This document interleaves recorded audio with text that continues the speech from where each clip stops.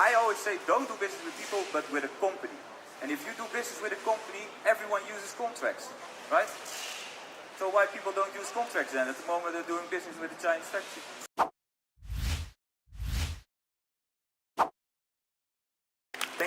Thank you for coming. Thank you Global Source for the invitation. My name is Boterkooper. You don't do business with a person, you do business with a company. The company makes your products, not that person. A trading company is allowed to trade products, but not allowed to do services. Yeah, maybe trade related, but not mainly. But it is not allowed also to do manufacturing. So, if you have a Chinese name, says, for example, Fu Gong Si, is a service company, it can never be that the one who's showing the products here at the fair, that they manufacture this product. Or they do this via not really totally a good way, right? But indicating that this is a danger for you as a buyer, because you want to control the one who's making your product, right? Translating the Chinese name to an English name. And mostly, they do this in the exact same way, or the literally translation of their Chinese name. Or you find import-export. Import-export is simply said, is related to trading. It's a Maui Gongse. Do they tell, yeah, we have a factory? We have a factory, what can it mean? We have a factory. We have a friend factory, or you have your own factory. Is the product that you make actually made in your factory? All kind of questions that you can relate from, okay, your name is not fully that I think, this is fully transparent. Let's ask some questions, right? So a village can never be a big industrial area because it's called a village. Otherwise it would be called an industrial area, right? So you can earlier relate that this company is not in a professional registered area that should be for industry. So it could indicate that it is a more local entity who might be a workshop. But at the moment that they are talking about building A, floor 2, could indicate that it is a floor. So it's not a building, right? But at the moment that it is floor 2, unit 2B, could be a unit. And suddenly the size in the industrial area could be also the size of the factory, what maybe they intend. They had a beautiful booth, they gave you the impression that they may be very big. But you have a unit. How does this go? Ask questions. What's going on, right? It's eventually your money that goes to that party, so you need to know with who you are doing business with. The only thing that is transparent in China about a business is the business license and the information on the business license. Because everything changed or registered as a company should be by government adjusted, and believe me, it's a headache to do that. You see that eventually by the registered business codes. Every company that do business in China need to, by law, sometimes it's not always that transparent, but by law they should only be able to receive income based on the business scopes that they have been registered for. So that means that at the moment they are in manufacturing of furniture, they cannot make plastic moldings. Impossible. Right? Yeah, it could be, but it is not legally not registered. Do you want to work with this kind of party? I come at the industrial area, at a building, it has a proper registered capital. Okay, this seems trustable, right? If it says it has 300 workers, your registered capital also needs to say that, before 2014. But your registered capital also needs to say that, right?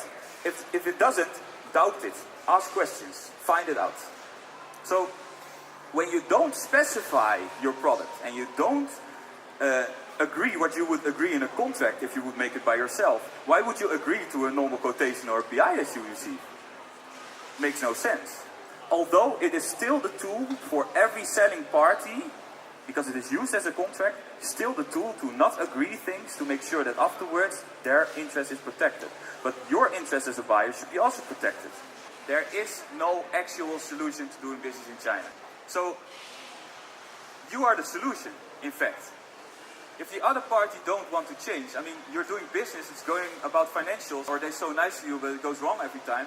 You are the solution. Your working way eventually makes, if it is the best way, how you come out of your agreements, right? So everything you do helps for the best result. I don't know if someone knows how it works to come in the Google search results high, like to, right? There's no solution to come high in the Google search results. only everything you do will eventually make you the best chance to eventually win and to be on the rank 1. How good is your agreement eventually covered on your risk will eventually make sure that the other people will deliver in the way that you want. So, but if you make the contract, you can make the difference. If you ask them, they will not do. Of course not. I would also not do if it was them. Right? You are the solution by knowing what you buy. So it can never be a product that was, it was out of my expectations. Oh yeah, the performance is a little bit half. Yeah, it's not really what I expected from it. But if you didn't know how it needed to perform in the fullest, you can also not blame the factory of selling you a product that eventually is not fulfilling your expectations. Then you need to be eventually know what your expectations are in any detail and agree that in a contract. They don't like that, it is a different way of working, but eventually you protect your money, you don't protect the friendship. Know what you buy means also, do you know what you buy? Do you know what you want? Do you know what kind of material you want out of them? Do you know what kind of color you want? Do you know what size you want? Do you know eventually what performance you want? Because and about performance can be everything, right? How more specific you are about what you want to buy, how more you can agree.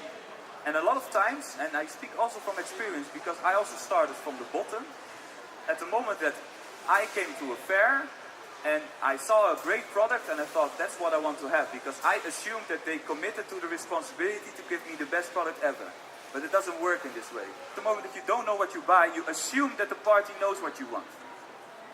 Because you actually also don't know by yourself.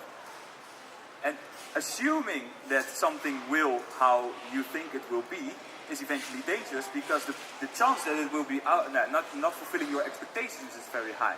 I always say don't do business with people but with a company. And if you do business with a company, everyone uses contracts, right?